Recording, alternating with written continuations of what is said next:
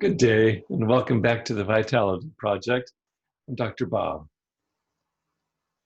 Yesterday, we shared the recent example, totally admirable, of Eric, who, with a lot of guts, told his prospective employer the honest truth about Eric's recovery from addiction. And as we shared yesterday, it got Eric the job. I invited you yesterday also to reflect on your own experience, uh, uh, any way in which you yourself have chosen to come clean about something you've done, perhaps in hopes of clearing a new pathway for yourself of growth and personal authenticity, being true to yourself. Curious, what did you discover? When I spoke to Eric this past week, oh, and by the way, he's going to be joining me live this coming week for a Facebook Live event.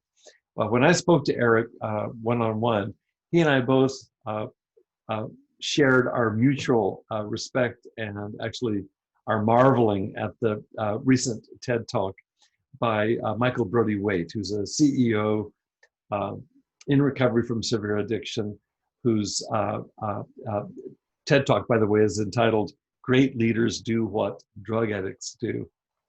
That'll get your attention. And what Eric and I were sharing was that we were both very touched by all three of Michael Brody Waite's key insights. The first one is to be authentic, which is just the kind of honesty which Eric used himself in his recent job interview. So be authentic.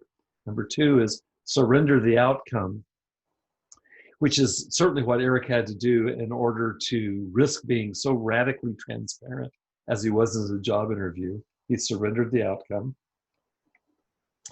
And three, do uncomfortable work. I'd like to focus on that one, including for the homework invitation for the next 24 hours. In the context of the last three weeks now of our discussing spiritual resources in our lives and how we might be able to apply those during this time of international pandemic. My guess is, first of all, we've all had to do some uncomfortable work during this time, to quote Michael Brody Waite's third kind of insight. For today's homework, what I'd like you to do is to reflect on something you've had to do, some uncomfortable work, specifically some uncomfortable inner work, these past number of days, weeks, and even now months of quarantine. What's something that you've had to do in order to cope spiritually with such hardship and limitation, possibly even personal tragedy that has come our way of necessity these past several months? And remember, when I talk about coping spiritually, what I mean by spiritual is that which is of greatest importance to you, that which ties into your own personal sense of purpose and meaning. And it's individual. It's very, very much up to each individual.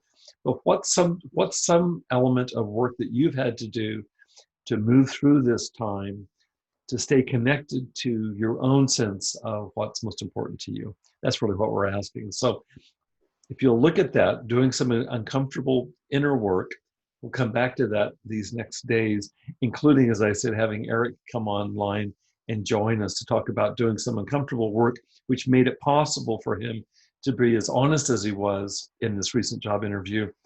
And thankfully, he was quite successful in doing so. Thanks for joining me here today at the Vitality Project. Stay healthy, be well, and I'll see you again soon.